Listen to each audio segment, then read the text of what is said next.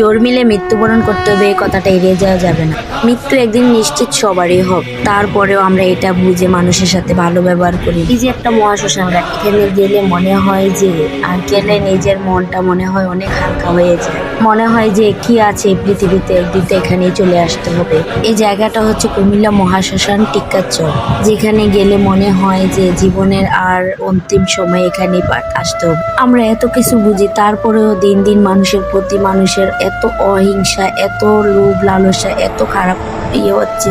মানুষ দিন দিন পাপ করেই চলছে। আমরা কখন বুঝবো?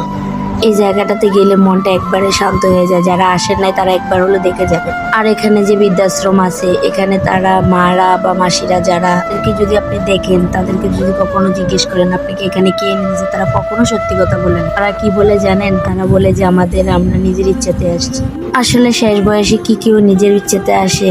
যাই হোক, এটা হচ্ছে কুমিল্লা মহাশ্মশান টিক্কাচর। অবশ্যই দেখে যাবেন। আমি আমার দেবরকে নিয়ে, আমার যাকে নিয়ে আসছি।